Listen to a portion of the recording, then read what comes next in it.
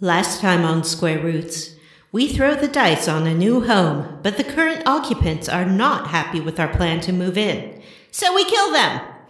Also, we become the leader of the Liberation Army after dumping the previous leader's lifeless body in the sewer. That'll teach her to be a woman.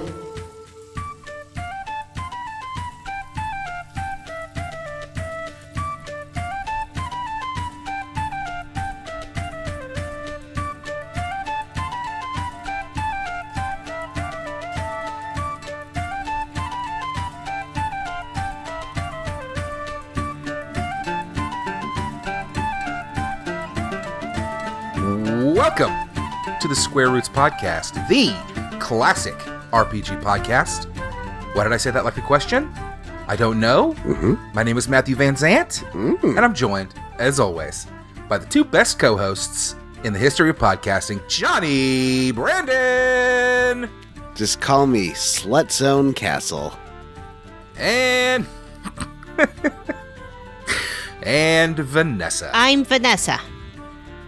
What is the Square Roots Podcast, you ask yourself? No, you don't, because you're a listener. Because otherwise, why would you be listening to the third part of this series? But just in case this is your first episode, the Square Roots Podcast is the classic RPG podcast where we play your favorite RPGs one chapter at a time. That's right. I'm just going to say chapter. What? That's right. What? That's right. No, it's a chonker. Chonker. Chonker. Excuse me. Books have chapters and games have chunks. This week we are, this is part 3. I just don't know what to say. All right. This week, this is part 3 video game. We play video game, many parts. This week, 3-part, episode 3, Sudoken, part 3, Sudoken. Sudoku. So we're going to do some math puzzles, and listeners, you just settle in and listen to me blurt out expletives every few minutes. This is our Suikoden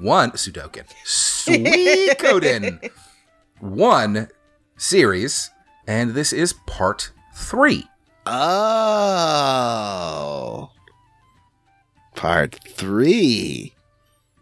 Now, before we get into the nitty-gritty of Slut Zone, aka Farts Castle, let's spend some time talking about ourselves, the most important thing.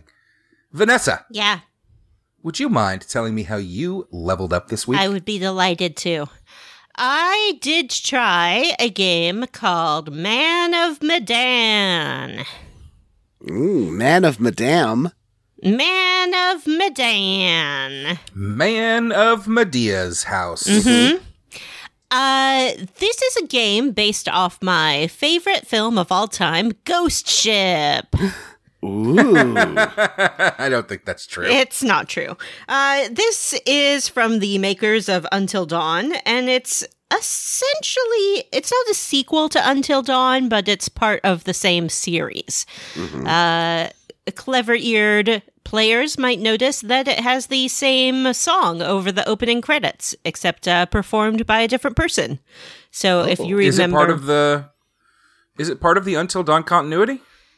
I don't know if it's a continuity so much as like, you know what it's like? It's like when you watched one of those old horror movies that had like 3 different stories, and it would have some like through line of like, I'm the old man and I'm going to sit by the campfire and tell you the spooky story of the time some spookiness happened. Like Cat's Eye. Yeah, and then people tell their different spooky stories. So this is spooky story number 2. Until Dawn, I would say, was spooky story number 1. However, when they made Until Dawn, they had not thought of this contrivance holding them all together. So, wait, are you saying that the psychiatrist guy is in this one too, and he yells at you a lot and makes you eat spiders? There is a psychiatrist guy-esque character who is not the psychiatrist guy, but he plays the same role.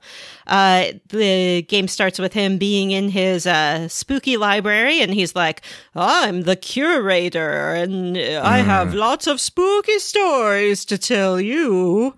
But I'm not telling you, you're telling me, because your choices make the story. Also, you suck. So he does, like, neg you, like the psychiatrist would. So it's just one story this time? It's just one story. Okay. But they plan to release more. But do you remember that old-timey hillbilly song from Until Dawn that was like, oh, death, oh, death, oh, death. And it was like over the credits. Oh, yes, I do. Yeah. So this game opens with like a early 2000s butt metal song that's like, oh, death, but it's the same song. It sounds terrible. Yeah, it was terrible. I hated it. Anyway, the game itself, it controls like Until Dawn. You have a group of pals who go on a spooky ghost ship adventure. Some of them can die, depending on your choices. Very, very similar. The only change in mechanics is that instead of holding the controller perfectly still, you have like a rhythm game to do instead. Like in time with a heartbeat. Because I guess they realized that holding the controller perfectly still is not accessible for people with muscular disorders. And there are also some changes you can make, like you can set it so that you have infinite time to complete the QuickTime events, which I like. Oh, awesome. That's great. Yeah. Yeah, I think any kind of changes that you could make to make a game more accessible for more users is a great thing to do. You don't have to use those settings. I myself am not, and I've already gotten 2 people killed, so clearly I probably needed them because I'm old and my eyes and my thumbs don't work very fast. Anyway, if you like Until Dawn, you'll probably like this. I think the consensus is that it's not as good, but I have such a soft spot for a ghost ship that I can overlook the perhaps lesser plot. So, can I ask, what does it look like visually? Is it that same, do they have real actors playing parts that, photorealistic-ish? Yes, it looks just like Until Dawn's engine. Huh. Same. This one flew right by me. I barely even heard of this. Yeah, same camera angle kind of thing and interaction with the environment. It even has pictures that will tell you what your future potentially is, like the totems in Until Dawn. Ooh. It is very, very, very, very, very similar. Man of Medan. Play it or don't. I don't care what you do. That's cool. How much, if you don't mind my asking, how much was it? Was it a full price game? It wasn't quite full price. I think it was either $30 or $40. Yeah, and it has a special mode where you can play it as either a couch co-op or online with a friend. Interesting. The couch co-op is just what people did with Until Dawn anyway, where you pass the controller when it's a new character's turn. They kind of formalized that system. So you plug in the names of who's playing, and then it's like, now it's Matt's turn. Give the controller to Matt. That's cool. Is there an online version of that? There is. With 2 players, you can play simultaneously. So, the plot points in the game where different characters are doing different things at the same time. Now one person will control one character, one will control the other character, and it gives you little messages on screen like, Matt is deciding what to do. So you sort of know that things are happening, but you don't know what's happening. And then you can talk about it later. My friend Jim Banks said he would play it with me. He's probably just kidding, but if he's not, I look forward to it. Art sounds really fun. Yeah, I wish it was for 4 players so we could all do it together. Yeah, I kind of like the idea of the couch co-op. I kind of wish it would just let you watch the other players and then just switch to you having control when it's your turn instead of having everything going on at once. Yeah, I like both ideas. I do think it would be fun to play it couch co-op style and be like, no, you idiot, go left, and then Matt goes right, and then he dies. Yeah, I definitely do. Yep. Matt goes right, and then he dies. That's the t-shirt. Square Roots. Matt goes right, and then he dies. Yep. So that's what I did. I like it. I'm not done with it yet. It's about 6 hours total to play, I think, but you need to play it a few times to unlock the full mystery. Woo! That's also what Vanessa says to me anytime I mention states' rights. Matt goes right, and then he dies. Okay, that's how I leveled up. Johnny, how did you level up? Johnny! I leveled up by I continued to play Borderlands 3. My ongoing review is that the guns are really fun. It is fun to play. The writing is terrible. It's kind of disappointing, but I'm still enjoying it. Yeah. I kind of had a feeling that was going to be the case when the initial reviews came out, and then it came out that only a few, like, specially picked outfits got early copies of the game. Yeah. Kind of like, oh, they're sending it to the people that they know are going to really like it. It's not because bad. they know that everybody else is going to be like, it's okay. It's not terrible, but I liked the other ones better. Also, I found out that YouTube.com has the entire, all 4 seasons of Dr. Katz. I found this out from Talking Simpsons, the podcast. What? So I've just been watching Dr. Katz, remembering watching it as a teenager and loving it, and that show holds up really, really well.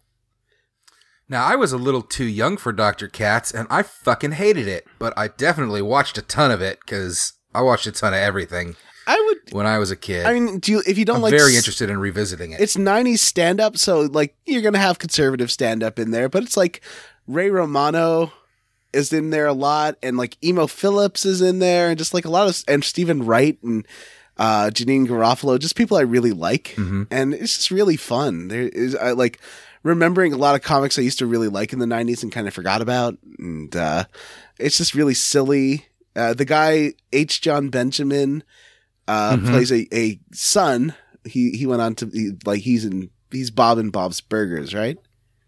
And he is Sterling Archer in Archer. So it's kind of fun hearing him play like a young dude who's like a total fail son. And I don't know, it's something you can have on the background, but the drawings are really cute. I really like the squiggle vision, and it's a great show. One of my top 5 shows of all time, I would say. Wow. I will have to revisit that. Yeah, let me know what you think. Based on your recommendation. How did you level up, Matt? I have 2 things. I am reading a book. I am playing a game. I guess I'll start with the game. I purchased Link's Awakening on Friday when it released. And for the Nintendo Switch, this is the remake of the Game Boy sequel to Link to the Past. I have played it before in the Game Boy Color Deluxe version. And now I am playing it on the Switch, and it is amazing. The remake is so cute. I did watch a Twitch Machine streamer do it, and it's so cute. It's adorable. It is the cutest damn thing on the planet, and it looks amazing. Drops frames here and there, which I guess I've noticed really bugs some people, and does not bug me in any way, shape, or form. I barely notice it. It is adorable. It is just as fun as it ever was. It is just as satisfying as it ever was. Just, Nintendo, just take my heart. You already have it. Just take it. I don't know what else to say. And I am reading a book.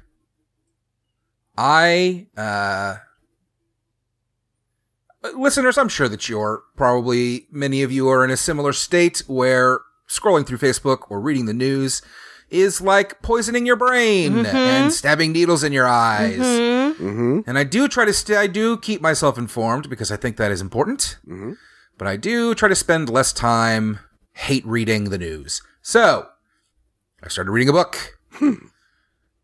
It is an old book. I kind of want to make you 2 guess. Can you guess what book I'm reading? It was written in the 1800s. Bible. Jane Eyre. No. And no. A Tale of Two Cities. No. Pride and guess. Prejudice. Perfect, John. I am reading Pride and Prejudice. Nice. That's a great book. Ooh. It's very good. I'm about a third of the way through it, and I'm looking forward to probably reading Sense and Sensibility when I'm done. I've never read Jane Austen, so I'm really enjoying it. I love the old style of writing and dialogue. I like how it is biting social commentary on those landed gentry of the British Empire. It is kind of, it is kind of almost a relief to read something that is political satire, but not of today. Yes. I think that book doesn't get a lot of credit for how funny it is. Like, it's really hilarious. I agree. Like, maybe I'm wrong. This is the first time I've read it. I'm not an expert. But I definitely am reading a lot of the dialogue and a lot of the, just the way that these people treat each other is intentionally humorous. Particularly the relationship between Mrs. Bennett and Mr. Bennett. Yes. Like, I don't know. They have a fantastic relationship. Now, Matt. I think I am a real Mr. Bennett because I love screwing with people. I don't know what to tell you. Yeah, Mr. Bennett's great. And I like that Mr. Bennett is the most sensible, maybe, of them, but he's also not perfect. You know, it's like none of the characters are perfect. They all have their flaws, and their flaws are what get them into trouble. Yeah, well, I have not finished it. I'm about maybe a quarter or a third of the way into it, and I'm enjoying it. I just started it Thursday. Probably by next week, I'll have finished it, and maybe we can revisit it then. Yes, I will not spoilers it for you. I will say, however, that the BBC miniseries with Colin Firth as Darcy is one of the best adaptations of a book I've ever seen, if not the best. So I was listening to a podcast called Waypoint, and I realized that they have a spin-off podcast called Be Good and Rewatch It. And I was listening to that. They watch movies, and they have like a 6-part series on BBC's Pride and Prejudice. Yes. And I listened to about 20 minutes of the first episode and said to myself, why don't you not listen to this? Because it is going to spoil this, and you've meant to read it for a long time. So I went and downloaded a $0 copy off of Amazon and just started reading it. Yeah, because it's free, so anyone can pick it up. It's out of copyright. But certainly there are many versions that cost money. Yeah, I would hardcore recommend watching that series when you're done with the book. And I think it's something that you could even watch with your daughter, although she's a little bit young. It's pretty. And you might enjoy it together. Certainly, your stepdaughter would love it. That is an excellent suggestion, Vanessa. Thank you. I will do that, actually. I think that's a good idea. I was thinking about that already, of watching that BBC miniseries. I just love a good old miniseries. Yeah, it's really good. The casting is perfect. And it's what brought a lot of people into the Jane Austen fandom in the first place, which you would expect snobs to be like, oh no, you didn't like the book, but you like the movie. But it's such a faithful adaptation, and the dialogue is so real, and the casting is just wonderful. I said that already. I'm sorry, I really like it. I watched it as a teenager all the time with my bestest friend, and I still watch it to this day.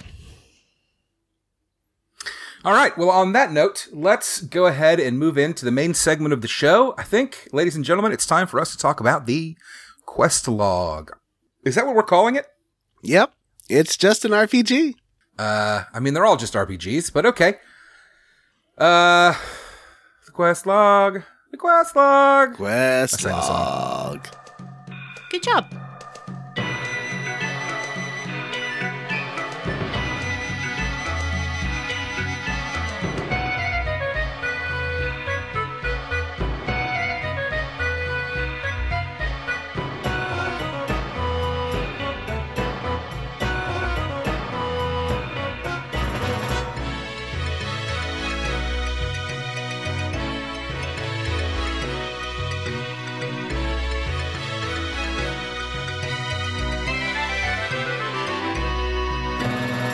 Johnny. Jonathan. Yep. Take us away. All right. To Farts Castle. I think you mean Slut Zone Castle. I think you mean the Crypt. Farts Castle. I think you mean Beefy Crypt. Boy Castle. I think Beefy Boy Castle's a way better name than Slut Zone Castle. I want the listeners to know that Jim didn't just pick Slut Zone Castle out of thin air. Someone campaigned very hard for him to choose that. Really? Yeah, it was me. Because I was really, I chose Beefy Boy Castle, which I think is the right choice for me. that I was like, hey, Jim, you should call yours Slut Zone Castle, because I told him I was trying to go to bed the other day, and I just was staying. I couldn't fall asleep because I just kept laughing, thinking of calling the castle Slut Zone. I polled the group on what I should call my castle, and Jim told me to call it Fart Castle. Mm-hmm. So I called it Fartz with a Z. And you know what? It does make me laugh every time they're like, let's get back to Fart's Castle. Yeah, I like how eager everyone is to go back to Beefy Boy Castle, too. Yeah, I can't believe I'm the only one taking this game seriously, naming the lead character Vampire and calling his castle the Crypt. Mm-hmm. You're very serious, and you take this game very seriously. I do. So if you remember last time, we recruited Mathieu to be our, strategist, our chief strategist. Is that what he does? Yeah. And we recruit a lot of people, and it just seems to be like, go live in the castle now. The end. Well, now that we've got the castle, now we can start recruiting people. But Mathieu points us on the mission to go find Lepant and recruit him to the Liberation Army, because he's like a former general who's living a life of leisure. But yeah, before you do that, there's so many people you can recruit. The most notable is, you know that chef from the pizza boxes? Mm-hmm. He's all... Yeah. The one who's smiling and he's holding his hands near his face, like twirling his mustache. Or maybe one hand is under a pizza. Ooh, or that. And you can recruit him. His name is Antonio.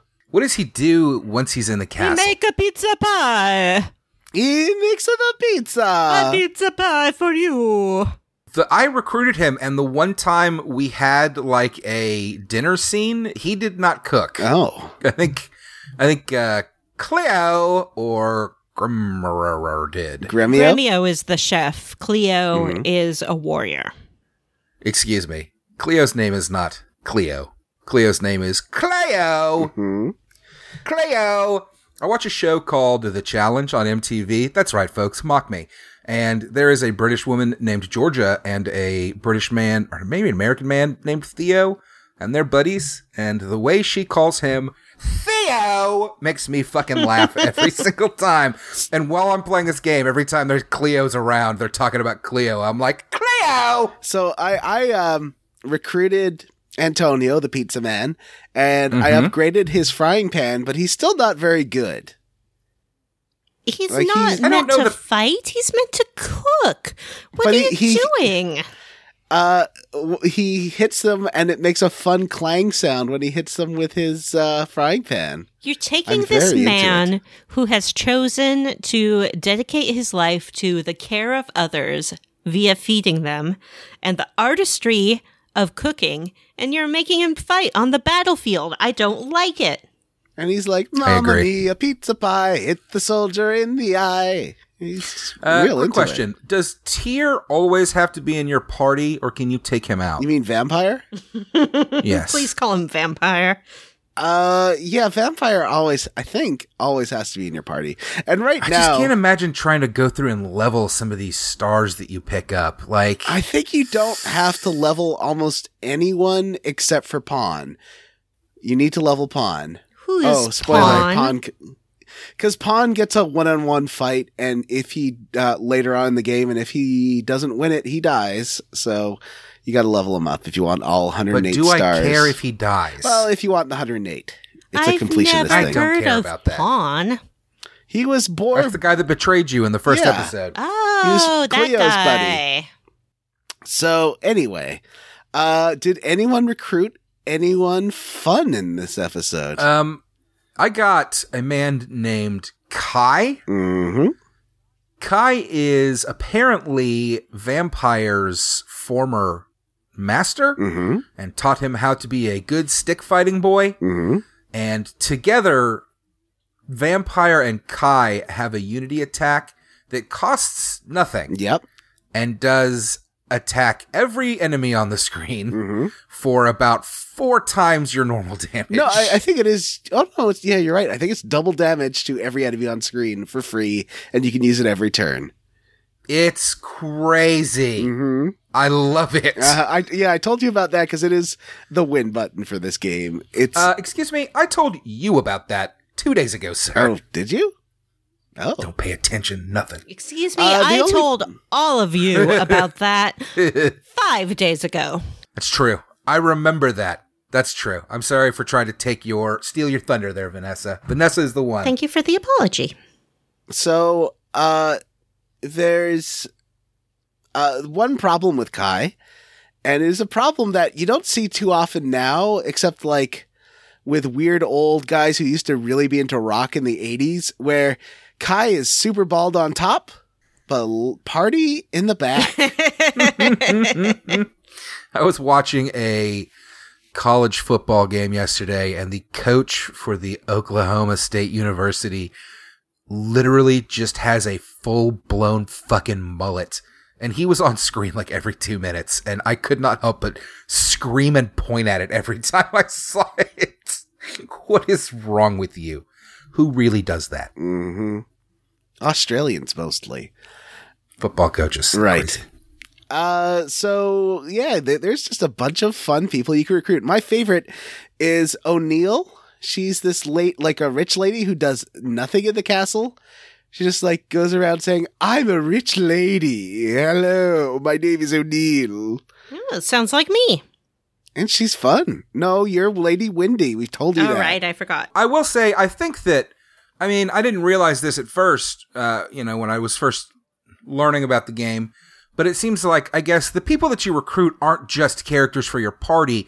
They also fill up your castle with shops, inns, blacksmiths, all that stuff that you need. And I love that mechanic. I think it's so fun collecting people and being like, one of the guys you can collect right now builds a bath.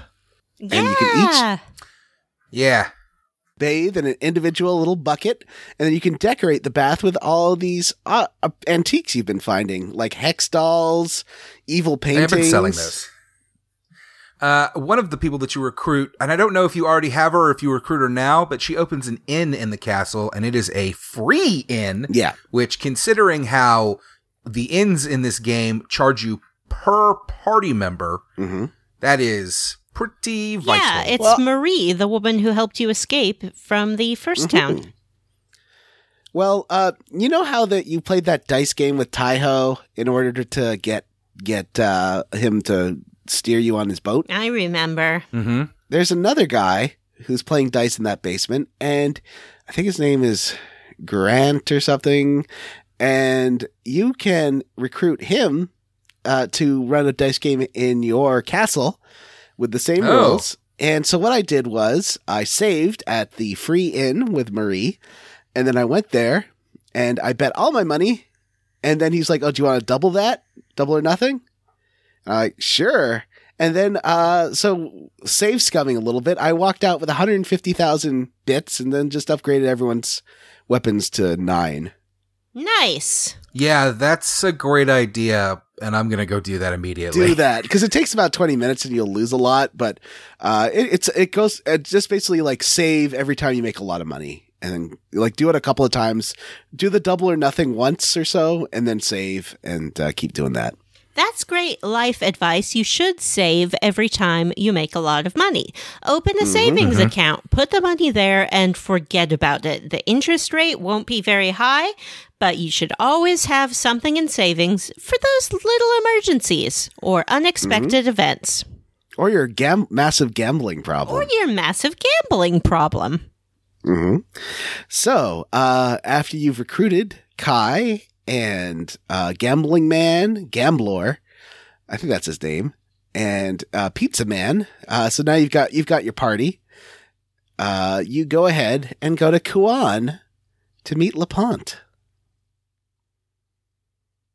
Kuan, unfortunately, LaPont doesn't really want any visitors. He's got a nice house, but his valet is at the door, and his valet is like, "My name is Giovanni, and LaPont doesn't want to see you right now. Yeah, Get out LaPont of here, busy. you stupid We pig." hate you. Go away.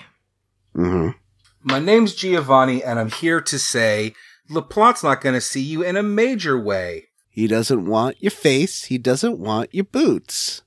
I don't know anything that rhymes What he with really boots. wants you to do is scoots out of here. So yeah, he won't see you. So you're like, oh, I guess we'll hang it at the inn. Don't turn me away. I'm so heckin' cute. Everybody loves my eyes. Once I tried to wear a disguise, but they saw right through it and knew who I was. But they let me go on because my father is very well known around here. My name is Vampire, but don't you fear, I won't drain your blood. I'm not into that crud. What I do is lead the Liberation Army, so you better not try to harm me or I'll come with my army and kick you in the ass. Then I'll give you a free pass to ride a ship to my castle crypt. That was wonderful. It's over. It's over. Yeah. Thank you. Beautiful. So you go spend the night at the inn, and someone hears that you want to get in there. He's like, this guy Corinne. Yeah, you want to get in there. He's like, so you want to get in that house, huh? Yeah, he's like, yeah, you want to get in there? I want to get in there. There's a sword I want to steal. Let's get in there together. There's room for both of us. That'll get his attention. Yeah, we'll get steal on that in sword. there. And so he leads you outside in the middle of the night, and then you throw a grappling hook, get into that tree next to the house, and then you crawl on in through the roof. It's very sexy. Mm-hmm.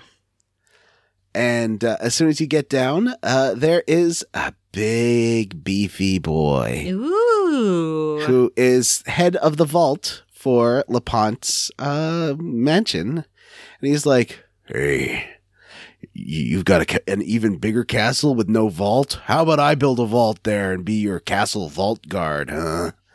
Yeah, how about I be your vault boy? I see you're very loyal there. His name is Rock, and he's very loyal.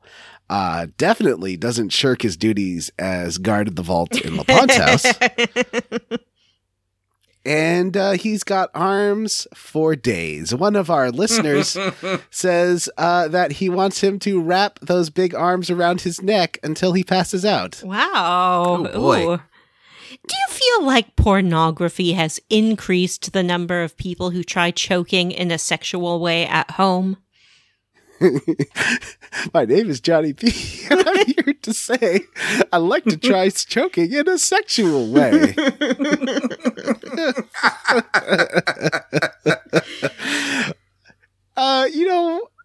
People have always been weird, and I always think of there's like a 40s or 50s comic where it's like all these attractive ladies with their arms and legs lopped off, like hang out at this guy's mansion, and they're like having fun and having a good time. I'm like, people say the internet caused that, but this has been around for a long time. People have always been super weird. That's true. I do not. And super horny. Yeah. Mm-hmm. Choking, very dangerous. And if you're going to do it, please read up about it first.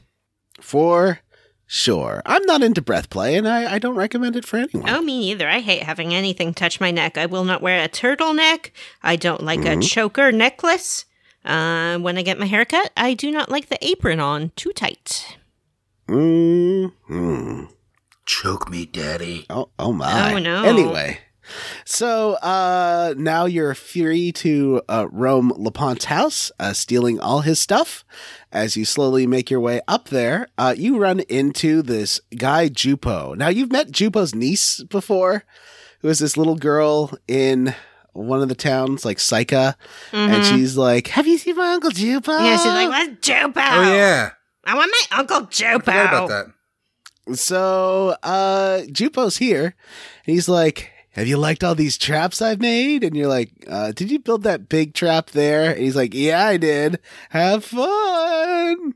Jupo is some hot nonsense. Jupo is sort of like the Riddler of this world, just going around making elaborate traps and scenarios in case someone comes along. Now, he also wears a beret with a pom-pom on it. Mm-hmm. Which I think... A Pomeranian? No, just a pom-pom. I love pom-poms. And Jupo built Matthew's favorite thing in this chunker, I think. The Wheel of Fortune. Yeah. A bullshit minigame. It is. Yeah. And Is it? yeah. Is it? It's not a game. bullshit. All you do is step It's on a it. game of chance. It's a classic game of chance. All right, fair enough. Are you saying that Vanna White is not helping with a game? What's she helping with then? People are guessing things in that game. It's not just spin the wheel until you get to until it lands on the one thing you need. Are you saying that roulette is not a game?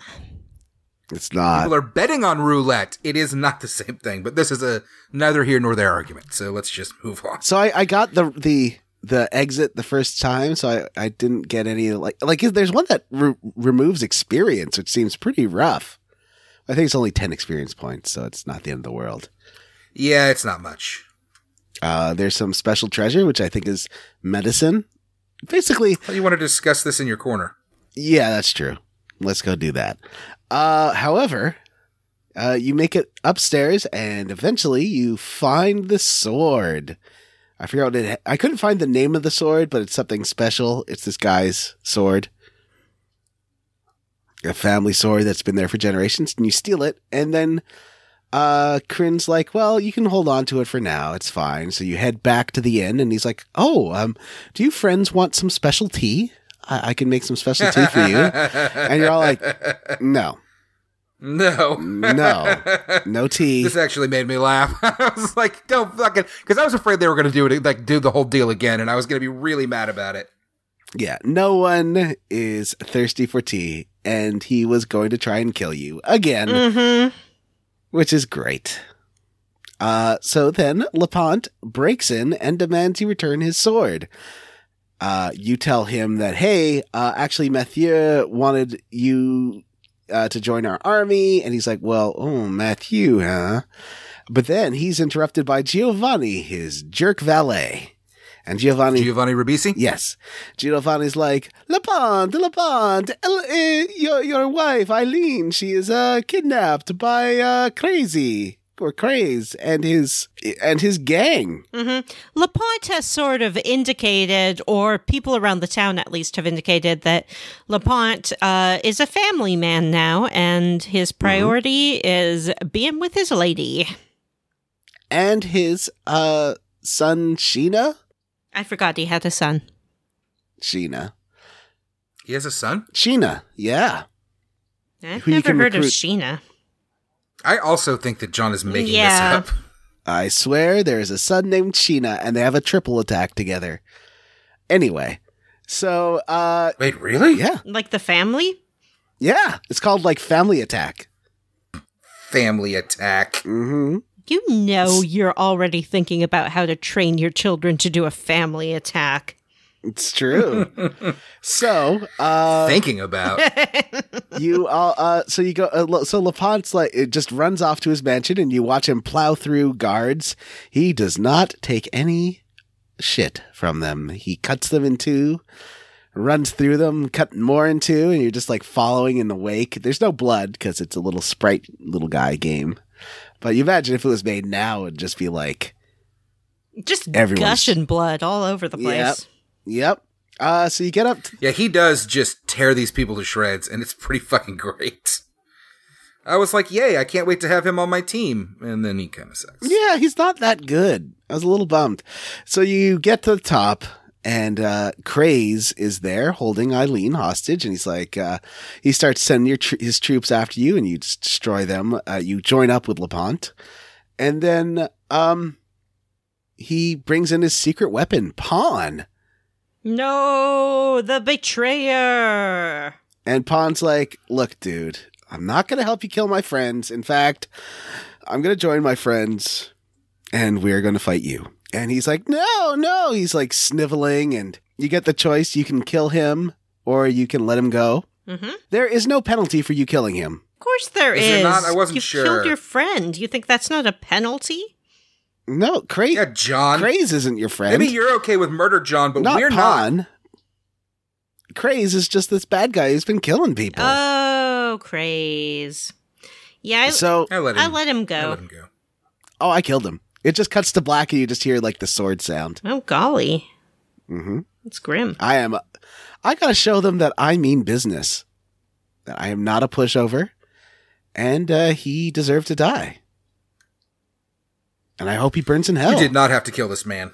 So after that, Pawn's like, well, you can kill me too, because I betrayed you and stuff. Mm-hmm. And you're like, nah, it's cool, buddy. We're friends. Don't worry about it. Water under the bridge. Speaking of water under the bridge, if you betray us again, we'll throw your body into the sewer. Yeah. You can be with Odessa. Mm-hmm. Your corpse is locked in a clammy embrace until decay breaks you apart. Wow. You're really taking this vampire thing pretty deeply. October is coming. I am super hyped. It's the best month of the year. I'm going to wear a costume every single day. And many of them will be a vampire costume. So, Vanessa. Yeah. Ask yourself, can you forgive him for what he did to you? Yeah, of course. He was just trying to follow the law. But remember when you were more easily led, at the cricket pavilion or the bicycle shed, trembling as your dreams came true? Oh. You looked into Pawn's eyes and knew it was love. It was. This is one of those Johnny's old songs that nobody remembers moments, isn't it? I think it might be. So back to Slut Zone Castle. Varkas and Sidonia decide to join in the Slut Zone, as well as Matt, Jupo, and Kryn, your favorite thieves. Yeah, that's right. And you... Yay. They're really handy later. They are. And Jupo, if you get him in your party, you can recruit Meg, and Meg is adorable, and they have a combo attack together. Mm-hmm. She's like, my uncle, I was looking for you. And Jupo, I had him in my party to recruit her, which I think you need. And he was not about her joining. He was just like, oh my God, this kid. Go home, Meg. Nobody needs you here. Nobody wants you here. But she won't have it. Yeah, and screw him. She's fun. Mm-hmm. No, I don't think you need her ever. She's just a fun character to have. I don't think you need any of them. Yeah. So, and also you can choose whether or not you give LaPonte's sword back to him, and I recommend you do. What happens if you don't? I don't know, but you do get LaPonte joining up along with his wife, and she is a good mage, and he is a good fighter. And then you can also find Sheena, and they are a family attack. It's great. Warrior Princess. So now you have Varkas and Sidonia, Jupo and Kryn. You hold a banquet welcoming all the new members of the Slut Zone Army. And you just even though this is kind of celebrating you, you're like, I need to take a break. I appreciate everyone's come. I get peopled out sometimes. So you just walk outside, take a breath of fresh air, maybe have a vape. And an assassin tries to kill you. Oh, no! Well, all of our friends are just inside, so surely they come to help, right? Well, they do, but you take care of it in one turn, because screw this guy. You've been trained by Kai. You are a noble warrior, and this assassin made the mistake. Fighting.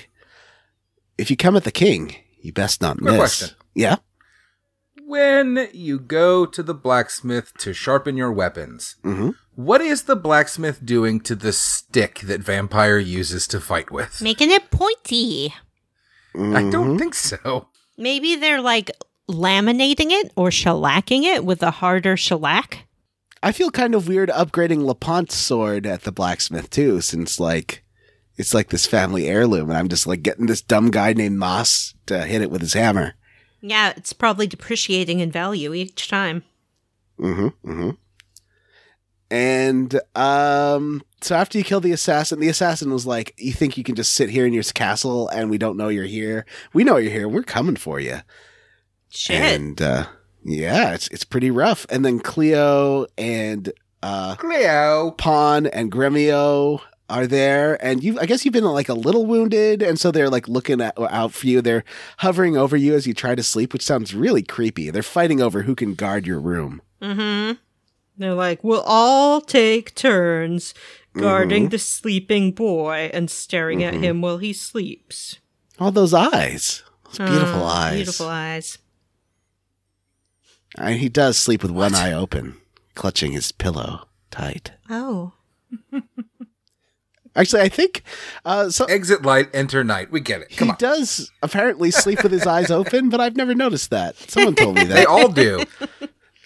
Well, they live in a dangerous world. Mm-hmm. So there's a half-dead elf that arrives at the castle the next day, I think maybe they just don't have eyelids. who I guess tried to swim all the way there, which seems pretty rough. Mm-hmm. It's Kirkus. Yeah, get a boat. Yeah.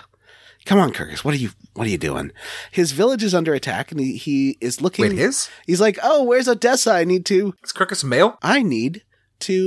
find her to get help for my village. And we're like, Odessa. She's up north fighting. Busy. Not here right now, but she'll be back really soon for sure. She's definitely on a cruise. Definitely fine and nearby, but not available. Yeah. So the elf takes your help instead and says like, hey, the Imperial Army is like trying Off to Neverland to destroy our village. And they're like arresting people, and they've already like messed up the Kobold village. And we're like, okay, well, we don't have a big enough army to take on the army directly yet, but we can send a reconnaissance force, starring our leader, of course, because we put him in harm's way. Mm-hmm. He's a real Captain Kirk. Mm-hmm.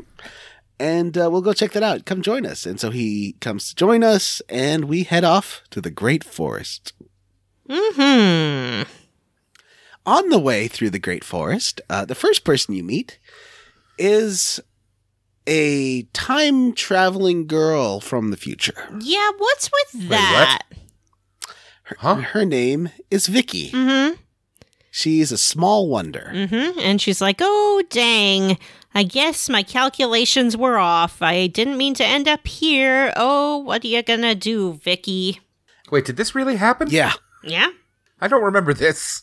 So she's somewhere in the castle. I haven't found her since because she joins up. She's one of the stars. She's in the basement dungeon area with the thieves.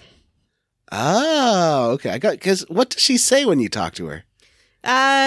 She's just like, thanks for taking me in. And she sort of has this like glowing light next to her, which makes me think that eventually she'll open a teleportation thing for us or something. Yeah. Now, I feel okay spoiling later Suikoden games, but basically she's bouncing in time through all the games. Oh, interesting. Which is really cool. Yeah. I think that's really neat. I like that this game sort of, like the guy did the Babylon 5 thing of writing out sort of the story in advance and what all the games would be. Mm-hmm. And so he had this kind of thing planned that Vicky would be coming back and forth through all the different games. That's pretty cool. Yeah. I really like that. I think it's very charming. So now you meet Time Travel Girl, and she's like, okay, that's when we are. I'll go to your castle. Sounds fun. Mm-hmm. And you head through the forest. The forest is just a RPG forest. There are some... there's the Holly girls, with like these Holly fairies. Mm-hmm. Or Holly Spirit? Yeah, Holly Spirit. And then there's these little branches of Holly that run away most of the time when you fight them, but they're adorable. Yeah, they're just scared. Yeah, they're so cute. So you make your way through the forest. On the other side is a kobold village. And there is a little kobold named Kuromimi. Kuromimi! Super cute. I love Kuromimi. And Kuromimi's like, you're a bad human. I don't like you. I'm real upset. Something happened and all my villagers got crazy and me mad, me sad, you bad. Mm-hmm. Good. Bye. Jets off. And so, yeah, this whole kobold village is empty. And it's got like all the shops and stuff, but no one's in there. So you head to the elf village and you find out the elves don't like the kobolds, they don't like the humans, and they don't like the dwarves. If you talk to the townspeople, they don't like anyone. Yeah, it's real wild. And you go up to the elf leader because Kirkus is like, "Oh, you can tell the elf leader that you can support us because we're under attack." And the elf leader's like, Screw you. You brought humans in here. Humans are bad. You're all going to jail. All of you, go to jail. Yeah, and they're all mad at this elf. They're like, you ran away. Mm-hmm. And Savina, his girlfriend's like, oh, you left without me. And he's like, I didn't want to get you in danger. I'm so sorry. And she's like, never leave me again. Never, ever leave me. So romantic. I thought Kirkus was a lady. Nope, Kirkus is a dude. A good way to tell is to go to the bath because the ladies' side and the men's side is separated.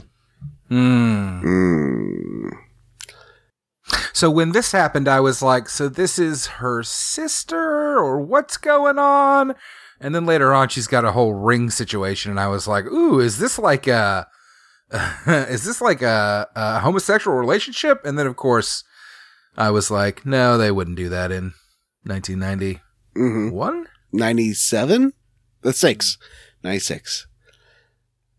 So you're all in jail along with Stallion, who is like Sonic if Sonic was an elf. Mm-hmm. He's got to go fast.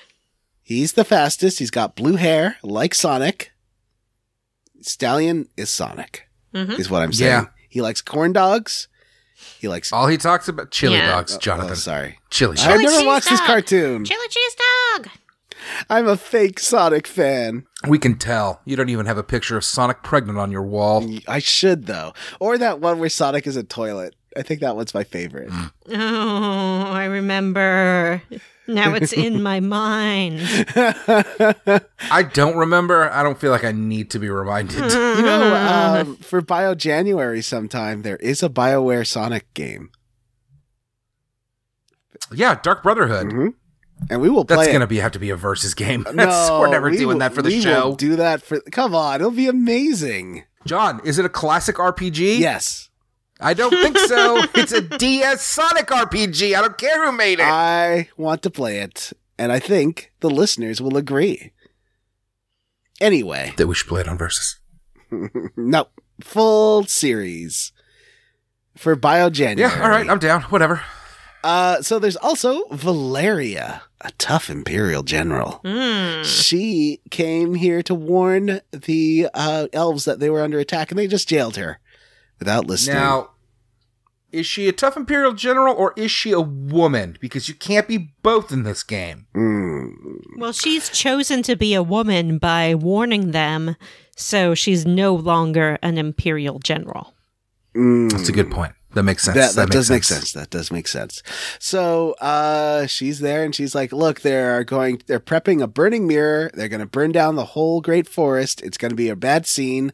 I care because my little village is also in the great forest and will be destroyed too if they destroy the elf village. Yeah, so basically they have a giant mirror and they're going to use the power of the sun to start a forest fire. That sounds horrifying. I think it's also like magical or something. Too. Sure it is.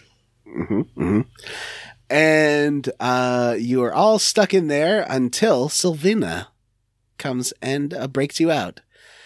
And she did say she didn't want to be separated from Kirkus again, but she does let him leave without her. Yeah. Which seems like a weird call, but, you do you there, Sylvina. Maybe she's sort of mature. She does say that she's going to wait there for you to get her later. Right. Which is pretty explicitly telling you, come recruit me later. And you do. Oh, spoiler. Spoiler.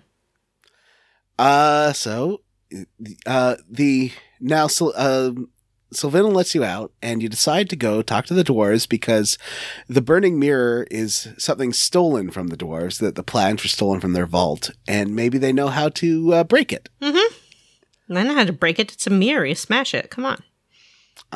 Spoiler, that's what they do. Oh, no. So, you decide to head to Dwarf Town, which it requires going through some mountains. Nothing happens there. But in Dwarf Town, you meet big, beefy head dwarf. And he's like, I don't believe you. No one can get through this vault. You're lying. And we're like, no, dwarfy dwarf. It's true. And he's like, well, there's only one way to prove that this can happen. You are going to pull the heist of a century and break into our vault. Mm-hmm. Time for Stars of Fate 11. Mm-hmm. So we've got Jupo with his beret skills. We've got Meg. She's small and can fit into places. You've got Vicky. She's a time-traveling girl. You've got Antonio. He'll make it the pizza. You got Gremio, the looks. You've got O'Neill, the face. You've got the guy who can make an elevator. Yeah, he certainly can. That's an important guy. Is that Sergio? I feel like that's Sergio. I don't remember his name. Oh, and we have Chandler. Chandler? With the power of sarcasm. Oh, boy. Can he ever fight? That's my Chandler. That's a great watched one. Friends. I just look at his fake hair a lot. Fake hair?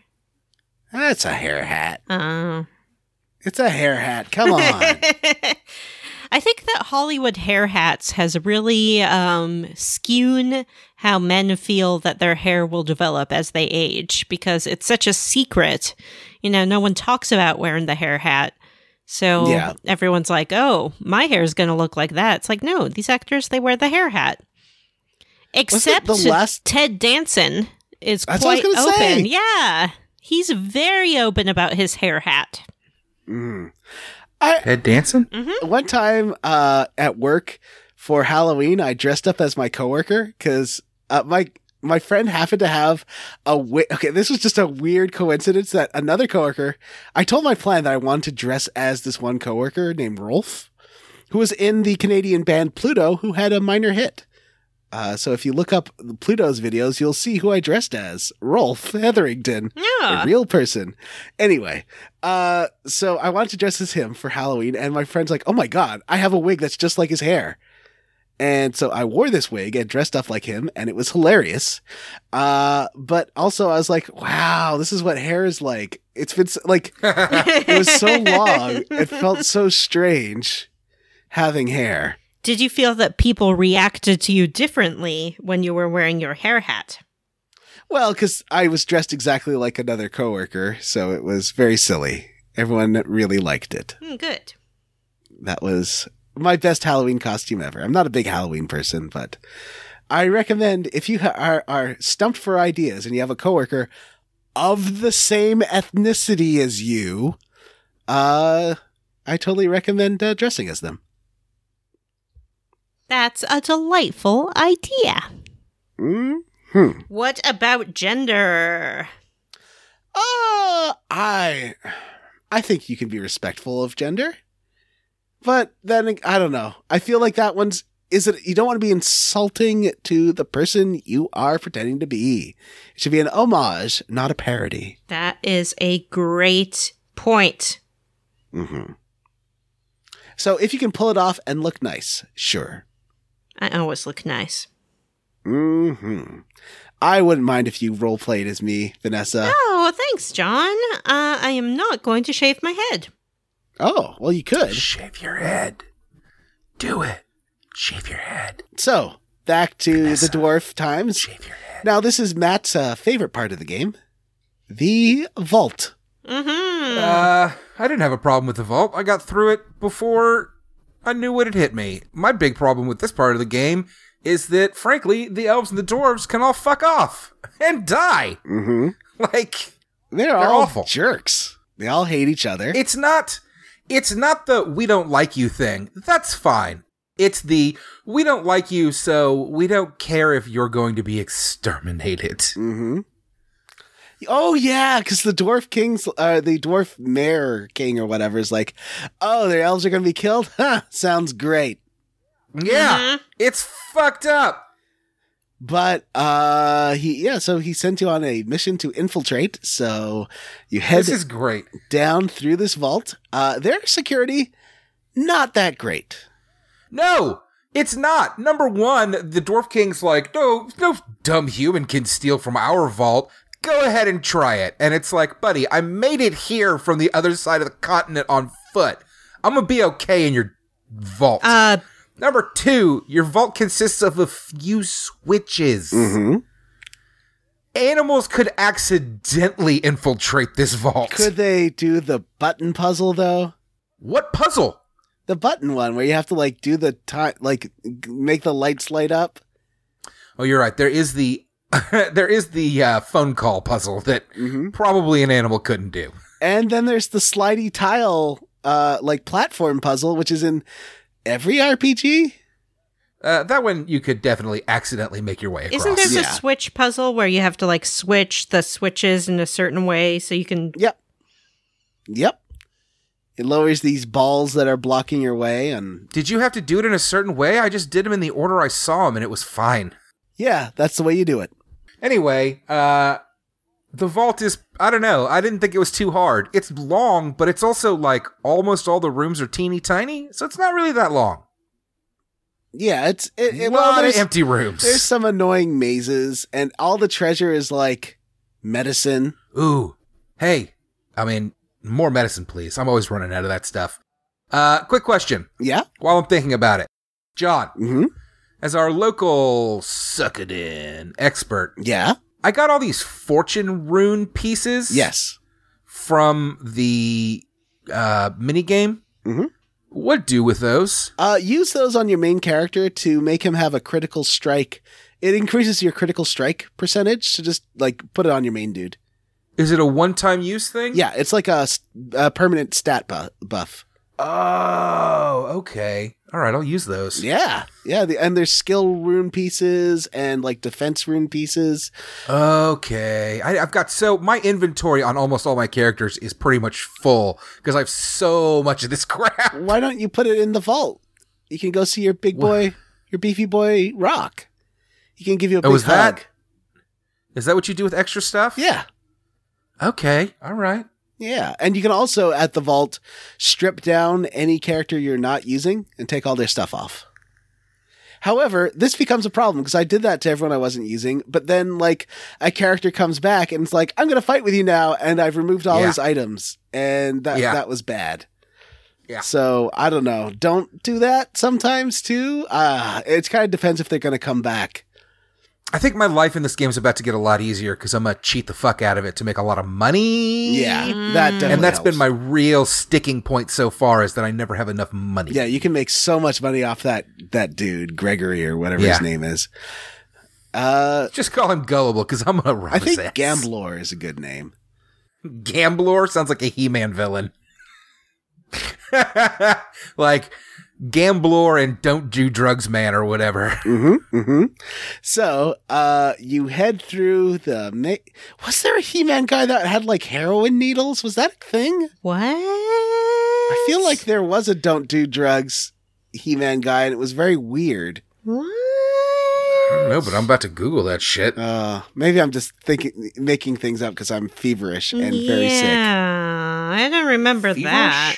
A little bit. Poor John. Anyway, so you head through this vault, and at the end is the best security of all. Now, what does a vault need, Vanessa? Yeah. What would you say a vault needs very thick walls so it can't be penetrated. A vault needs a system of locks to keep out intruders but allow you to access it. A vault needs perhaps a security guard. Yeah. How about a security guard who is half a giant muscle dwarf and half the genie from Aladdin, but like both top halves together, so they sort of float. Well, is that the ideal guard? There was an episode of He-Man where one of the characters got hooked on magic potions. Okay. So there wasn't someone with big needle arms that I'm imagining. I don't know what that's from. That's from something. If you remember, what cartoon had someone with big hypodermic needle arms? I think you're thinking of Jonathan Crane, a.k.a. the Scarecrow from Arkham Asylum, the video game. That does sound right. So he had needle pingers though, not needle arms. Pingers? He had needle fingers. Pingies. Needle Fingers, like- pingies. Is that's what Benedict Cumberbatch called penguins, right? Fingers. Look at these little fingers. So, his name is Los Sabados Gigantes. Half muscle dwarf, half genie. Why is it in Spanish? I don't know why his name is Gigantes. I have some questions about this guard. Mm-hmm. Is Is he single? Oh, definitely. That question number 1. Are they single? Are they paid? Mm-hmm. What do they eat? What are they? Did we kill Gigantes? I mean, yeah, it exploded, didn't it? Did they collect 2 salaries or just 1? Oh, I read about some conjoined twins. They are school teachers, and they only are able to collect 1 salary, which they disagree with because they do have 2 fully functioning heads and brains. So one of them can, for example, read or grade paper or keep an eye on the classroom and tell kids to settle down while the other one lectures. And yet they are only paid the salary of 1 human being. That seems wrong. It does seem wrong. I guess the reasoning is they're doing a job that could be done by 1 person, but they're not 1 person. Do they have 2 social security numbers? That is exactly what I was wondering. That's not how you does determine one of if them a have to- person's human or not. But does one of them have to claim to be unemployed? I guess they could do that. Yeah, who's... interesting. How do you file your taxes? Yeah.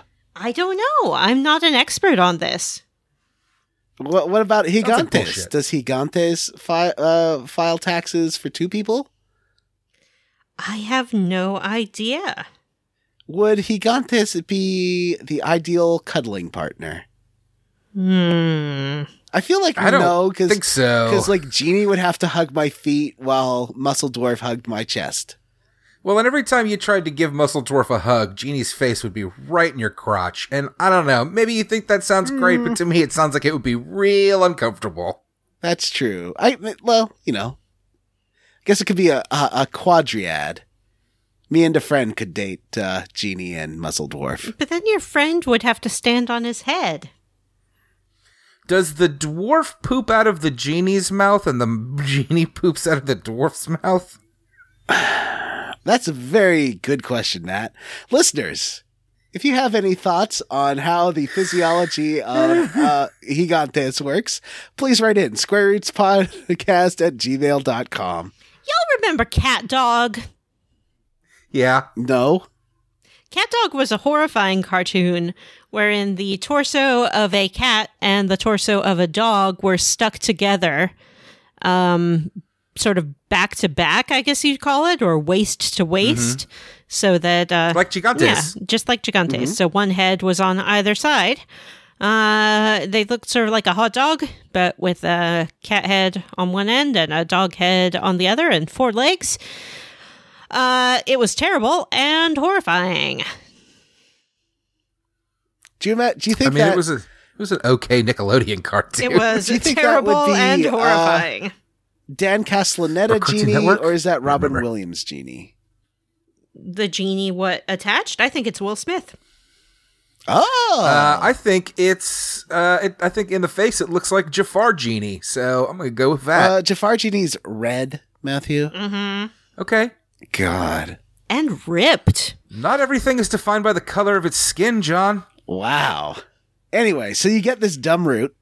You escape Talisman your way out of there, because otherwise you have to walk like the 40 minutes back up. And you give it to the dwarf mayor. Oh yeah, I made it like halfway up before I was like, wait a minute, didn't I just pick up an escape talisman? Yeah. I've never used one of these. Maybe I should just fucking use this thing. Yeah, because normally the dungeons are like 2 minutes long, so it doesn't matter. But this one is real long. It does give you one at the end. Like one of the last chests you get is an escape talisman.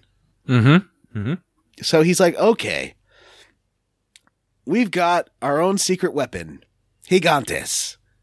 And you're like, oh, and you tug at your collar. He's like, And he's like, okay, we have a second secret weapon, the Firewind Cannon. And that we'll use to destroy the burning mirror. We'll meet you out there.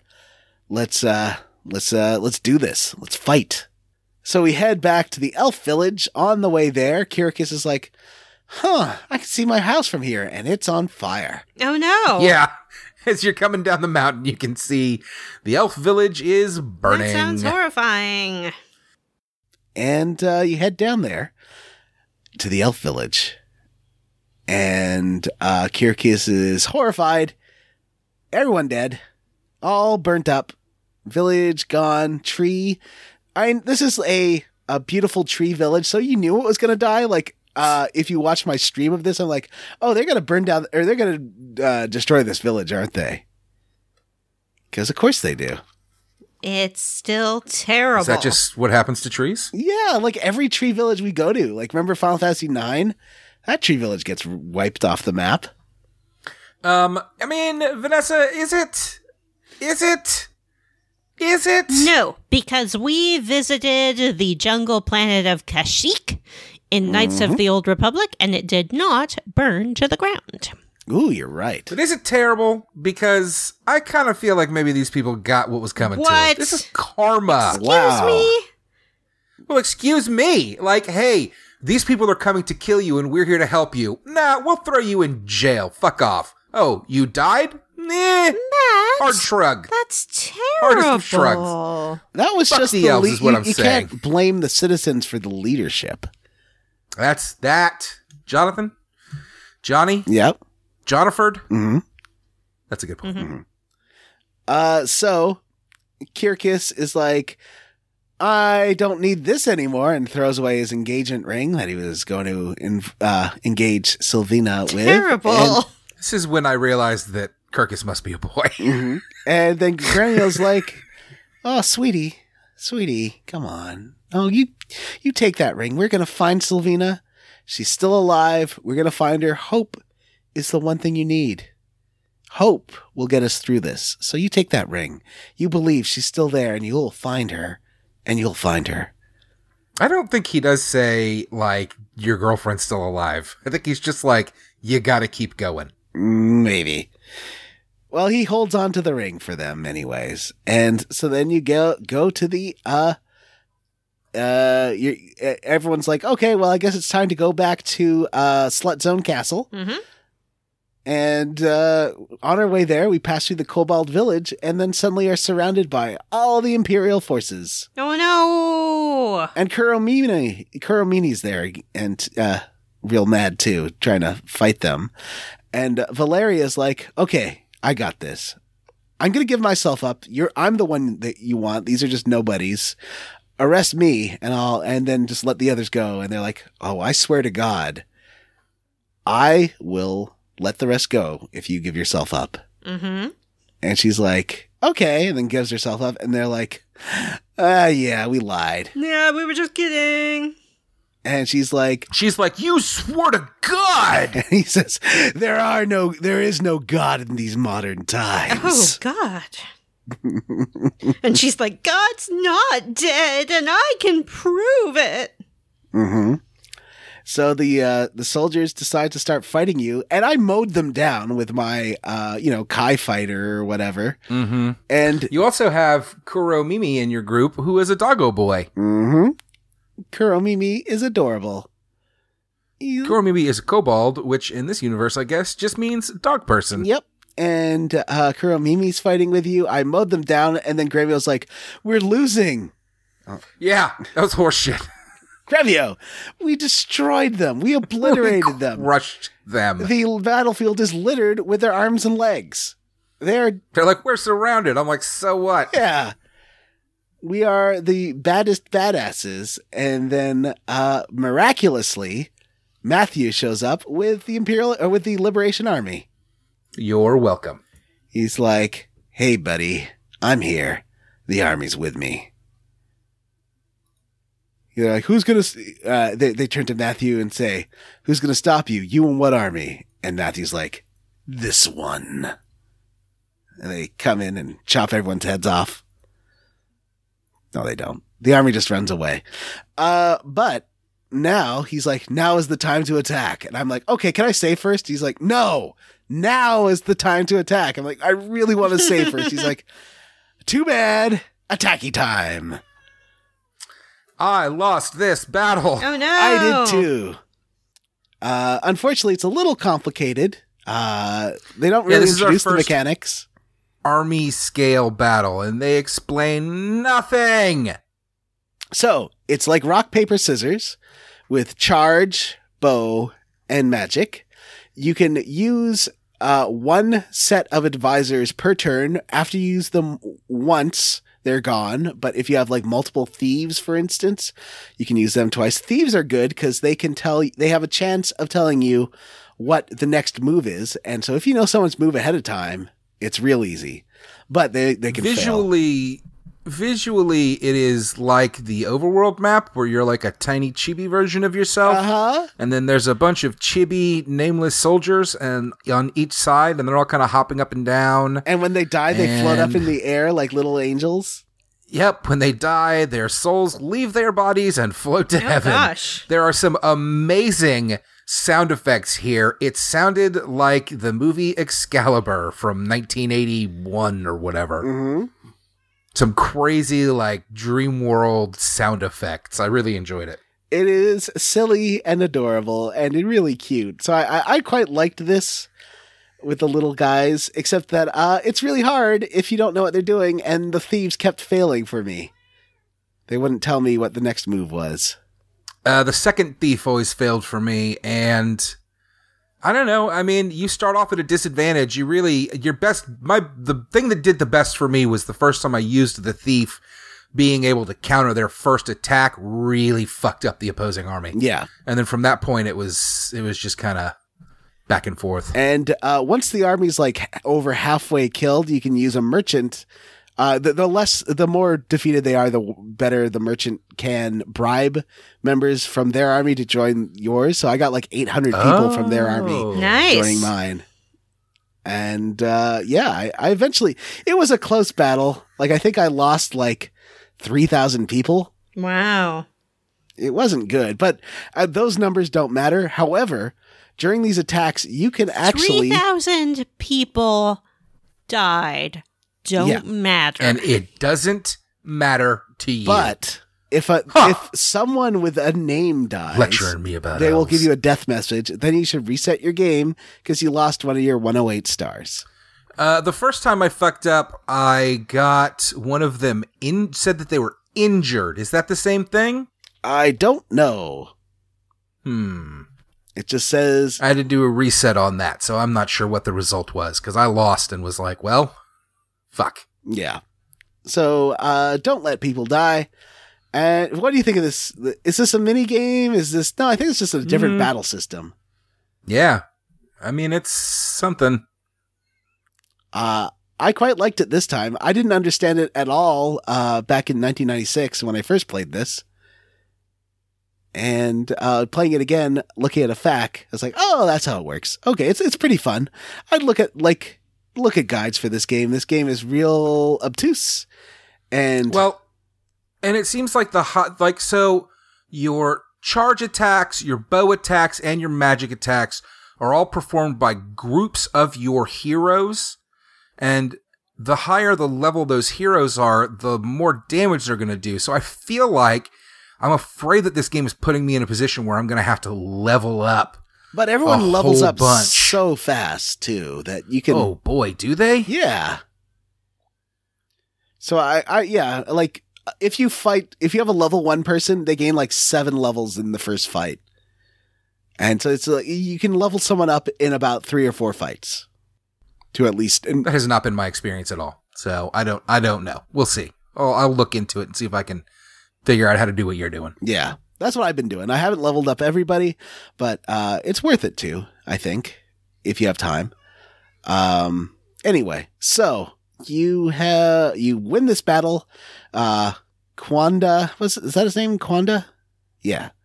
Kwanda is defeated and retreats back to his fortress, this battle is called the Battle of Yanu Yakuta Castle. Of course it is. Mm-hmm. Panu Yakuta Castle. So you run after them. Of course it is. I don't understand. Vanessa, explain. Why is it called the Battle of Panu Yakuta Castle? Yeah. Because it took place at Panu Yakuta Castle, of course. Of course. So you run in, you fight the dragon. You have to have, unfortunately, like, your entire party is pretty much chosen for you at this point. And like Victor showed up and I didn't have any weapons on him. And I had Kuromimi join and I didn't have any weapons on him because he's a new character or not weapons, armor. Yeah, that's the thing. I actually have been using Victor the whole time. Victor hits hard. Victor hit hard. I like Victor. So you run through this castle. It's a little tiny dungeon and there's a maid who will heal you, which is nice. And you find at the tippity top of the castle, there's a dwagon. A dwagon? Oh no! A dwagon!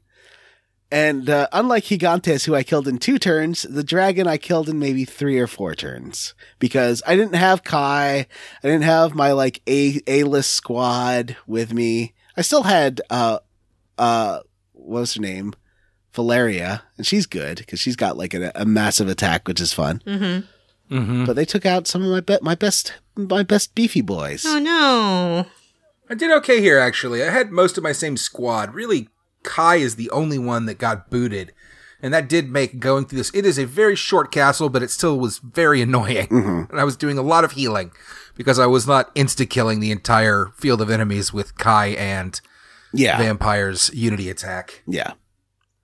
So you wipe out the dragon. Just has this annoying breath of fire attack where he hits everybody. But I was way too over leveled at this point, so he barely did any damage to me. And then I made it through there and got to Kwanda. Quandary. Yeah. What happens in Kwanda? Kwanda is the general of the Imperial Army there. He's standing on top of a tower, and there is a giant magnifying glass mirror next to him. Oh, we forgot to mention this. And I realized that their big secret weapon that they're using to destroy the elf, that they used to burn the elf village, and they're going to use on your army, we're going to use on your army before the fire wind cannon blew it up. Is just like kids playing with a magnifying glass and ants. It was real dumb. We forgot to mention the dwarves totally blow up his mirror right at the last second. So after you win that battle, he's like, well, you think you can win? No, I am going to kill you with the giant mirror. And then the dwarves blow it up with their massive cannon. It's great. He's very upset. So he's one of the 5 great generals. And when you fight one of these 5 great generals, it isn't like a regular battle. It's a one-on-one duel to the death. Oh, no. Oh. So this is a bit like Monkey Island. Basically, you have to pay attention to what they say because their statement will tell you. It's another rock, paper, scissors type thing. And if they're super aggressive, they're going to do a desperate attack. If they are normal, they're going to just attack. And if they are fearful, they're going to defend. How appropriate. You fight like a cow. Exactly. In practice, I didn't have to be paying attention to anything. I just had to attack each turn because old General Kwanda does 11 damage and old Vampire does like 60 damage. Right. I did it right and won every encounter and destroyed him in 3 turns without taking any damage. It was great. So Kwanda gets defeated. He is lying on the floor. You go talk to him and he's like, my hand. And it turns out Windy had planted a black rune in his hand that gives him all this power, but was controlling his mind. Bum, bum, bum. And at this point, you can execute him, or you can notice Kirkus and Kiromimi want to kill him. Oh, yeah. Yeah, they are real mad. Because what he's done to the kobold, he notes, is that he's using his black rune to mind control them. For some reason, it wasn't working on Kiromimi. This is a real Tony Stark versus Captain America over Bucky situation. Is it? Is it? Oh, yes, because Bucky was being mind controlled and he done killed some people, and Tony Stark was like, I'm gonna kill him. And Captain America was like, that's not fair. He was being mind controlled. And Tony Stark was like, I don't care. I love you 3000. Aww. So, you can choose to kill him, or you can recruit him to your army since he's one of the 108 stars. If you're me, you fucked up and accidentally killed him, and then you restarted and did the whole thing again. Oh, no. So I saved him. And he is now one of my beefy boys at Beefy Boy Castle. Hooray! He's one of my farts at Farts Castle. He's one of my vampires at Crypt Castle. Couldn't he be a crypt keeper? He's my crypt keeper. So that is the end of the chunker. There's a time skip after this, which these games usually don't have time skips, but there is a time skip. I didn't notice that. Yeah. We'll have to find out. So I went straight back to the castle and it just showed up on the shore. I wonder when that'll happen. I'll find out this week. Mm-hmm. When it says 3 months later. Yep. Well, John? Yep. Is it time for your bullshit minigame corner? It is. The dice John's game. Bullshit minigame corner. John. Save scumming the dice game. I'm bankrolling my whole army from this dice game. It's great. Yeah. So let's talk about this fucking Wheel of Fortune, because this thing infuriated me. Okay. Why? Took me about 20 turns. So let me just lay this room out for you, ladies and gentlemen, listeners and viewers and readers. You walk into a room in a man's house. It is just a room in a man's house. Uh-huh. And the floor is one giant spinny wheel. Mm-hmm. And the spinny wheel has options. There is monster. There is plus 10 XP. There is minus 10 XP. There's a treasure chest. There's a question mark. And on the other side is a door. And what you have to do is jump on this wheel and let it spin you around. And eventually you'll land on the door and you get to leave the room. Mm-hmm. For some people, like fucking goddamn stupid son of a bitch disgraced former co-host Jim Banks, say that they managed to do it in 3 turns. I did it in 1 or 2, yeah. I think it took me maybe 5. Okay, that's nice. That must be nice. That sounds nice. It sounds like y'all had a nice breezy time. How many times? 20 turns! I ended up with 4 fortune rune pieces because I landed on the question mark 5 times. Wow. I fought 1,000,000 monsters. I got minus 10 EXP 100 times. I got a couple of medicines, and I got plus 10 EXP once. What's it, Porky? What? Porky has been so vocal during today's recording. Yeah, she's been a weird little kitten. I think she's hearing the squirrels in the roof. Oh. Are they in the roof, like in your attic, or just on your roof? They're in the roof, yeah. Oh, no. Oh, boy. That's not good. Yeah. Anyway, so, yeah, that's it for this next chunker. We are going to get to the secret factory. Whoa. So when you're on, like, you'll know you'll be on your way to the secret factory, and you can just stop there, because the secret factory will be the time after. It's in Kaleka. You're in Kaleka. Thank you. Oh.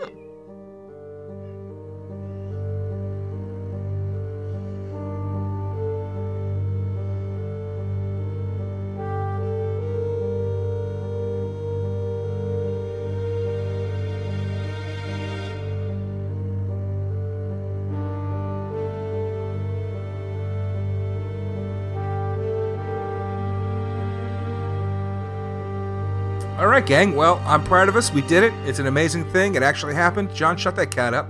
It's time for us to discuss what we are squarely against. I will go first. I am squarely against this stupid goddamn Wheel of Fortune. I hated it. It took forever. Fuck you, game. Fuck you, fuck you, fuck you. John! I am roundly for the let go option. After you've become over-leveled against the enemies, you have the option to let them go instead of fighting them, and it just automatically ends the fight. That is a good option. More games need that. So you don't have to keep doing dumb random encounters over and over and over again. Yeah, I didn't notice that. You told me about it after I finished this chunker, and I am looking forward to utilizing that. Vanessa! I am roundly for chicken legs. Vampire, aka whatever it is you guys are calling him, has chicken legs. If you look at his sprite on the world map, his legs look like 2 cooked chicken legs. They're sort of golden yellow. They have a little white tip of bone at the end, and then his shoes are little ruffly bits of paper that you put on your fancy chicken legs. He's a chicken leg boy, and I'm roundly for it. I've never had a chicken leg with a bit of paper on the end. Have you not? Nope, I never. guess it's more of a thing for a turkey. Yeah. Why would you need to put little boots on your chicken legs? So that Never it doesn't understood look it. like a biological carcass that you have chopped into pieces, I guess. Yeah, it's to make it look fancy. Mm-hmm. Hey, quick question, actually. Yeah? Speaking of chicken legs, Mm-hmm. what does Tyr's fingertips power do? Do you remember the X zone from Final Fantasy 12 where we just like transported people there? Mm-hmm. Yeah, it just goes there. Oh, Takes weird. it out of time and space into nothingness. But It's it a doesn't really horrifying work on non-death. bosses, so it's No. not No, it doesn't. great. I just use it when I'm having an annoying fight, a random encounter that I just want to get out of. Do you That get is its experience use. points for using it? I think so. Because you don't with X Zone, right? In Final Fantasy? Yeah, they just go. Yeah, they just go. Yeah. So, Do we have an email this week? There's not one in the... There was is one. I I can just- read it. sure. Okay. Okay. Please do. Good morning. I have recently begun listening to your marvelous podcast. How did he know we were recording this in the morning? I don't know, he just knew. All right. I have started from episode 0 and am moving through It's 2 o'clock in the afternoon. your Final Fantasy IX review. You It's are not morning. already winning my heart. I wanted to offer 3 points. Uh-oh. Number 1. I love the style of your podcast so far. You are going through the game slowly, really analyzing the plot and characters. I enjoy it very much, as the lore of Final Fantasy games is which endures for me. Forgive me. As the lore of Final Fantasy games is that which endures for me. Number 2. I was so happy to hear your candid negative opinions on Zidane. He is a scummy guy, and he should not be held in a positive light by the Final Fantasy community. Although I am a diehard Final Fantasy fan in general, Final Fantasy IX is one of my least favorites because the characters are very unlikable to me. Before the scene where Zidane grabs Garnet's derriere, I merely disliked him. I could accept that he was a different kind of guy from me. Tolerance and open-minded are essential qualities to life. However, the moment that he grabbed Garnet, Zidane died to me. I hated him as of that moment. I played this game right when it came out, and I was very disappointed in such casual sexual assault. Number 3. I offer the following as a minor social commentary. In the episode, you remarked that such behavior would not be well received today. It was more okay in its time. I respectfully disagree. It was totally unacceptable in the 90s. Men already knew that it was not okay. The rules have been clear for some time, although clearly the enforcement has been inadequate for decades.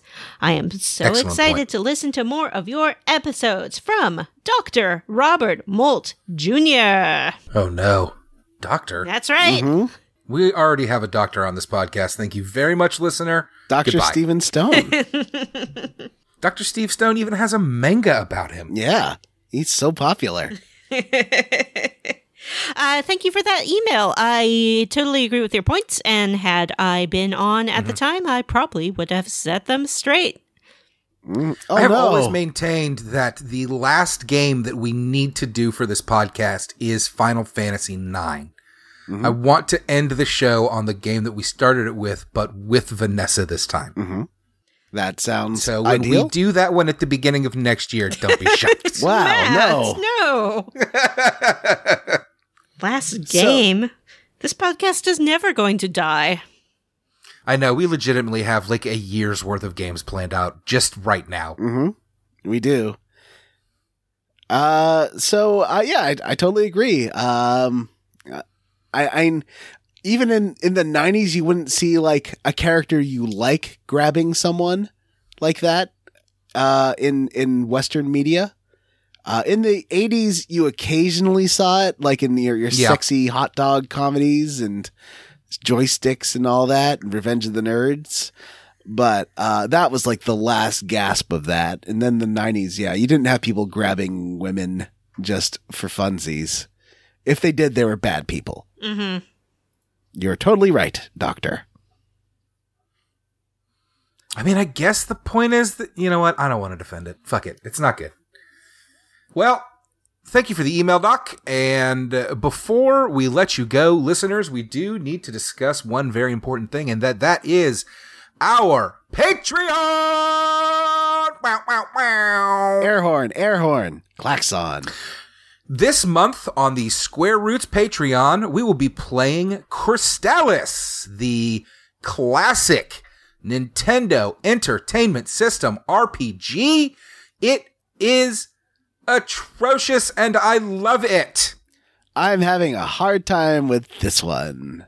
It's tough. It's not an easy game, and that's because it is poorly made, but it does have a lot of redeeming qualities. One of those in particular is that it legitimately has some of the very best gaming music I've ever heard. So you're saying I love it. I shouldn't be playing it with podcasts on like I've been playing it currently. Please, John, please don't. Please listen to the music. It's so good. It's so good. Listen, not every track is a banger, but the overworld theme's amazing, the dungeon theme's amazing, the cave theme's amazing. It's just a fantastic soundtrack. It's very much a Zelda-like. I have fond memories of it because I played it a ton when I was a kid. It was one of my very favorite games. So far, I'm about halfway through the game, and I'm ready to talk about it. It reminds me a lot of Ys. A lot like Ys 1. Like, a lot. Yeah, never played that, but... Yeah. So that will be John and I, and hopefully Jim, disgraced former co-host Jim, that is. And, so if you're interested, please, last month we... swallowing some burps there. Last month, we released an episode on Detroit Become Human. It was an instant classic episode, both in name and in how I feel about it. It was a great episode. That's definitely the longest bonus episode we've ever done. No, it's so long. Or maybe the Final Fantasy Fates one. We've got a year and a half of bonus episodes on there for you to go back and listen to. There are more coming out every month. And if you want, that is for $3 contributors on the Patreon. We also have a $5 tier, and that is for people that want to vote.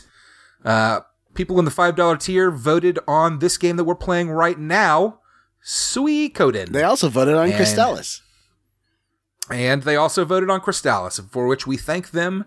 And, I've given a lot of shit, but I'm coming around on this game too. I didn't think I would. And, we have advertisers beating down our door, and we're like, no, we don't put ads in our podcast. We aren't going to tell you about nom nom pops and door alarms and dick pills, which they... John, don't lie to our listeners. I am lying. We have never been approached by an advertiser. Actually, that's not true. We were approached by one advertiser, and we never responded to them. Yeah. Because we don't want to do that at all. This is mainly something that we do for fun. Unless it's Bad Dragon. They pay a lot. Bad Dragon. Please sponsor our podcast. Listen, unless they offer us real money, and then I will do anything because I like money. I like money. Listeners, and that does also, it helps us pay for the equipment that we use for the show. We have had to purchase multiple consoles for multiple members, older consoles so that we can play some of these older games that are a little bit tougher to get, microphones, recording equipment, laptops. The patrons are really what is giving this, making this podcast possible, and we want to give a big thank you to all of them. And so we will. And so we will. One of the benefits of being a patron is that we do read the whole list at the end of each episode. And let me tell you something.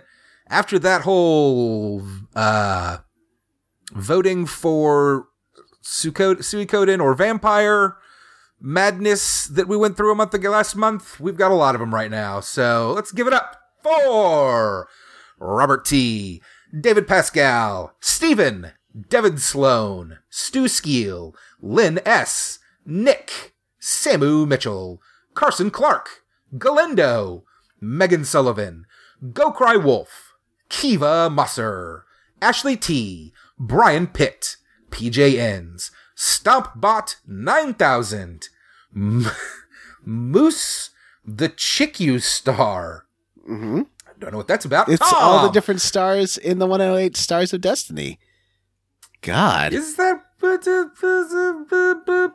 Tom the Star, Joseph A. Rogers the Star, Paul Bursch the Star, Jared Collins the Star, Reddit is Harold Lauder the Star, fine, say everyone's name, at least it annoys Matt the Star, Mary Queen of Scoffs the Star, Corroded Komodo Bode the Star, Nofford the Star, Raymond Crumb the Star, Andy Best the Star, David Green the Star, Gregory the Star, Andrew Grenieri the Star, Kevin Walter the Star, Dustin Alexander the Star, Ward Childress the Star, Stephen Crock the Star, Vanessa's Star Mom, Ross Disney the Star, G. Bailey the Star, Andy M., Florian Jonas Kramer, Tracy Tanoff, Chris Ryan, Rolled Earth, Sean Walsh, Just Jerry, Stephen Paget, Cameron Show, The Scofflaws, Golden Deer Professor, Robert M. Pullum, John Kissick, More Games with Evil Playthroughs, Justin Benoit, Brady A. Berman, Jordan Sam, The Misadventures of Futch and Black. Please let me repeat that. The Misadventures of Futch and Black. Vanessa's mom, my real mom. Hi, Mom. I love you, Mom. Julian Titus was a ghost the whole time. Ooh. Brian Stone. Biagio Demento. Crystal Thamrin? Crystal Thamrin. I'm doing a great job. Yep. Jimmy. George Proud Brady. I am the best People Mon Maester the world has ever seen. Needs all the naps. Alex Dullard. Patrick W. Bears. Wash in the Wind. Race Jenkins. Jason. Sean Gonzalez. Sean Coote.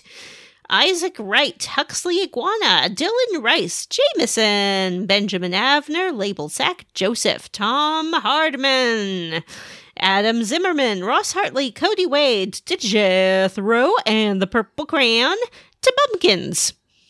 Josh Anderson, Jonathan Ellsworth, Miguel Torres, Rock's husband Ron, who misses Publix and John hugs. Aww.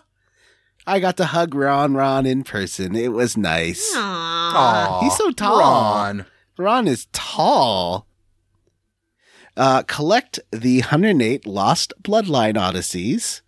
Zachary Davis, Randy Pierce, Bobby Midkiff, Dr. Steven Stone, Julia Zanella, James Plett, Kyle, Rusty Kamada, Matthew Casterline, Mobot, I did it for the gym, James Hostetler, Brody Toy, C4KEN1NJ4, Exocop, Owen Marble, Chris Penyak, KGG Loth, Dustin, Michael Crawford, that is not how Eugene, though, has slain the father of David Shook, Danny Lucas, Aaron Bachman is feeling A-OK, Wonder Swan.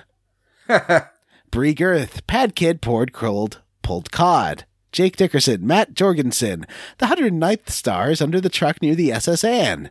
I don't get that joke. Cyril the Wolf, Meredith Anderson, Jonathan Lee, Kevin Shipley, Justin Ham, Nathan Poirot, Jordan O'Boyle, Vanessa's mom, Eric Garby. This just in. While we were recording, Scott Corey. Yay! Yay! Oh, but we were at 420. That was my favorite part. Send us an email.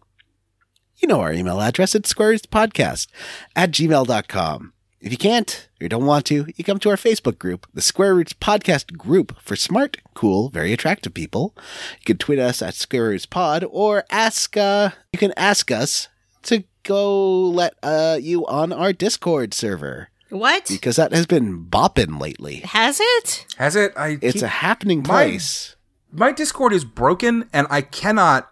I tried for so long to turn notifications off because it was so annoying, and now that I want them back on, it is impossible to turn them back on. I don't I like just check to it. go on Discord. It's not that I don't check it, it's that I forget about it if it doesn't, like, pop up in my face. I got a lot of fucking things to check. Discord's There is- scary. A Discord channel in our Discord that is just pictures of your cute pets. So ask one of us for the link, and we'll send you a link. Except don't ask our Twitter, because I don't think that I Twitter don't know the Discord link. Not you, our intern. Thanks to Banjo Guy Ollie for letting us use his fantastic cover of Suikoden's Distant Mountains featuring Mohawk Gamer on clarinet. It's really fun because it's real instruments on all, like tons and tons of real instruments, so it's really cool. Cool. Links to both of their YouTubes, Twitters, and Bandcamps are in the show notes. And don't forget to rate, review, and subscribe on iTunes or wherever you listen to podcasts. While I'm thinking about it, John, I will edit, depending on when we record it. If we record it early enough in the weekend, I will edit the Crystallis episode next weekend. Oh, cool. I'm only offering to do that because I'm going to put every fucking song in the episode. Nice. All right, let's wrap this up so I can go back to bed. Yes, sir. For the Square Roots Podcast, I'm Matthew Van Zant. I am Johnny Brandon. And I'm Vanessa. Bye. Bye.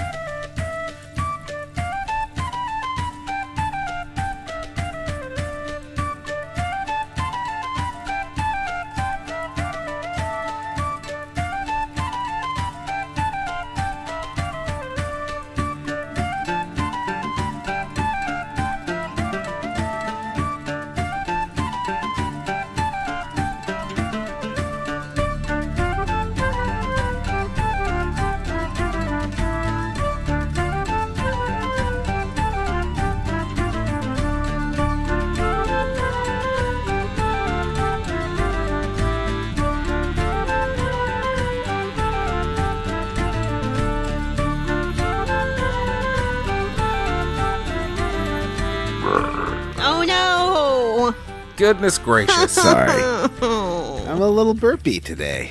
That wasn't a little burpee. That was a lot that was of not a little burpee.